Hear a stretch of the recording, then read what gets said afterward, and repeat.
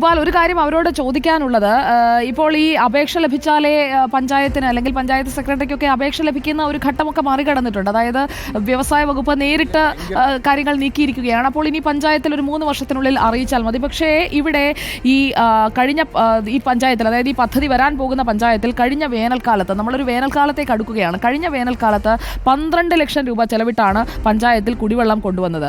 അവിടെ 150ഓളം മിനി കുടിവെള്ള പദ്ധതികളുണ്ട്. പക്ഷേ അവിടെയൊക്കെ ഇരുമ്പിൻ്റെ അംശമുള്ളതുകൊണ്ട് വെള്ളത്തിന് ഈ രുചി വ്യത്യാസമുണ്ട്. ചിറ്റൂർ പുഴയിലെ ഈ കുന്നങ്കാട്ടുപതി തടയണയിൽ നിന്ന് പൈപ്പിടുന്ന ജോലികൾ, ആ പൈപ്പിടൽ ജോലികൾ 50% ആയിട്ടുള്ളൂ. അതുകൂടി അവരോടൊന്ന് ചോദിക്കാം. പിന്നെ എങ്ങനെയാണ് ജലലഭ്യത ഉറപ്പാക്കുമെന്ന് പറയുന്നത്? അതുപോലെ തന്നെ മലബാർ ഡിസ്റ്റിലറീസ് അവിടെ ഉണ്ടായിട്ടും അതിന് പ്രവർത്തനാനുമതി ഇപ്പോൾ നൽകി. പൊതുമേഖലാ സ്ഥാപനമാണ്, 2009 സ്ഥാപിച്ചതാണ്. 15 വർഷം പിന്നിട്ട ഒരു പൊതുമേഖലാ സ്ഥാപനം അവിടെയുണ്ട്. അതിന് ഭരണാനുമതി, ബോട്ട്ലിംഗ് പ്ലാന്റ് സ്ഥാപിക്കാനുള്ള ഭരണാനുമതി കഴിഞ്ഞ വർഷം ജൂലൈയിൽ കൊടുത്തതാണ്. അതിനെ അവഗണിച്ചുകൊണ്ട് ഒയാസിസുമായി മുന്നോട്ട് പോകുന്നതിനെ എങ്ങനെയാണ് പഞ്ചായത്ത് കാണുന്നത്? സുജയ, ഞാനിവിടെ വന്ന സമയം മുതൽ തന്നെ നാട്ടുകാർ പറയുന്നതാണ് ഈ കുന്നങ്കാട്ട് പദ്ധതിയുമായി ബന്ധപ്പെട്ടുള്ള കാര്യം. ഇതിന്റെ പൈപ്പിടൽ പൂർണ്ണമായിട്ടുണ്ടോ? ശരിക്കും പൂർണ്ണമായിട്ടില്ല. ഇവിടെ അതായത് കുന്നങ്കാട്ട് പദ്ധതിയുടെ ജലജീവൻ മിഷന്റെ പരിപാടി 50% ഇവിടെ ആയിട്ടുള്ളൂ. ബാക്കിയുള്ള കുറേ ഭാഗങ്ങൾ നമുക്ക് പൈപ്പ് ലൈൻ ചെയ്യാനുണ്ട്. അത് തന്നെ പൂർത്തിയായിട്ടില്ല.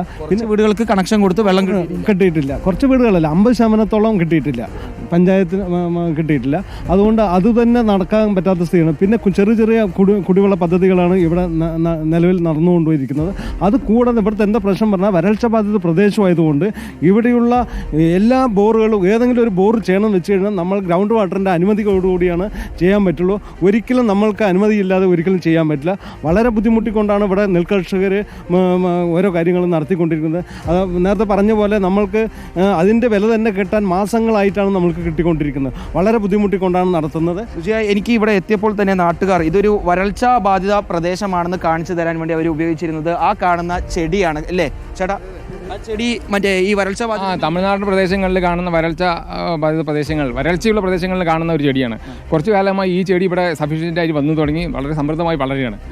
ഇത് തന്നെ ഒരു വളർച്ച വന്നുകൊണ്ടിരിക്കുന്ന ഒരു ലക്ഷണങ്ങളായിട്ടാണ് ഞങ്ങൾ കണക്കാക്കുന്നത്. ഇവിടുത്തെ കർഷകർ, ഇവിടെ വാളയാറ് ഇറിഗേഷൻ്റെ അടിയിൽ വരുന്ന പാടശേഖര സമിതിയാണിത്. ഇവിടെ കൃഷി ചെയ്യുന്നതിന് ഇപ്പോൾ നോക്കിയാൽ കാണും, പന്നി ശല്യം, ഭയങ്കരമായി പന്നി ശല്യമുണ്ട്. ഈ ചെടി ഇവിടെ വളർന്നു വന്ന മുതൽ തന്നെ നിങ്ങൾ വലിയ ആശങ്കയിലാണ്. ഇനി നാളെ അല്ലെങ്കിൽ വേറൊരു കാലത്ത് ഇതിന് കുടിവെള്ളത്തിനും അല്ലെങ്കിൽ വെള്ളത്തിനും ഈ ചെടി, അതുപോലെ മയിലുകൾ വല്ലാതെ പെരുകിയിട്ടുണ്ട് ഈ പ്രദേശത്ത്. മയിലുകൾ തന്നെ ശരിക്കും വരൾച്ച ബാധിത പ്രദേശങ്ങളിലാണ് കൂടുതൽ വരുന്ന എന്നാണ് നമ്മൾ മനസ്സിലാക്കുന്നത്. അതിൻ്റെ സത്യാവസ്ഥ നമ്മൾക്കറിയില്ല. അപ്പോൾ മയിലുകളും വളരെയധികം പെരുകുന്നു. ഇത്തരം ചെടികളും നമ്മുടെ പ്രദേശത്ത് വളരെയധികം വന്നുകൊണ്ടിരിക്കുന്നുണ്ട്. അപ്പോൾ ഇത് തന്നെ വളർച്ച വരുന്നതിൻ്റെ ഒരു ലക്ഷണമായിട്ടാണ് ഞങ്ങൾ മനസ്സിലാക്കുന്നത്. ഇതാണ് നാട്ടുകാർ വലിയ രീതിയിലുള്ള ആശങ്കകൾ അറിയിക്കുന്നു. അവർ കുടിവെള്ളത്തിനൊപ്പം തന്നെ സർക്കാർ മുന്നോട്ട് അവരോട് അറിയിക്കുന്ന ഓരോ കാര്യങ്ങളും ചൂണ്ടിക്കാണിച്ചുകൊണ്ട് അതിന് കൃത്യമായി തന്നെ അവർക്ക് മറുപടിയുണ്ട്, അതിന് ഉത്തരമുണ്ട്. കണ്ടാൽ തന്നെ അറിയാം നമുക്ക് ഇതിൽ ആ പഞ്ചായത്ത് പറയുന്ന ആക്ഷേപം, അവിടെ വെള്ളം കിട്ടാതെ വരണ്ടുണങ്ങുന്ന ഒരു പ്രദേശമാണ്, ഭൂഗർഭ ജലത്തിന്റെ ലഭ്യതയിൽ കുറവ് വന്നുകൊണ്ടിരിക്കുന്നു എന്നുള്ള പഠനങ്ങൾ മുന്നിലുണ്ട് എന്ന് അത് നടത്തിയ ആളുകൾ ശാസ്ത്രീയമായി തന്നെ പറയുന്നു. ബ്രൂവറിക്കെതിരെ നിൽക്കുകയാണ് എലപ്പുള്ളി പഞ്ചായത്ത്. എലപ്പുള്ളിയിൽ ബ്രൂവറി അനുവദിക്കില്ല എന്ന നിലപാട് പഞ്ചായത്ത് എടുക്കുകയാണ്. നമുക്ക്